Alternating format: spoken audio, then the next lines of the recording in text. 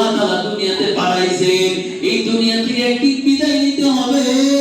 তবে দুনিয়ার মধ্যে ডুবে পড়া যাবে না।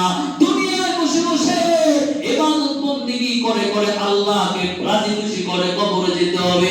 কেমনে রাজি খুশি করবে জানি না, তো কেমনে রাজি খুশি করব।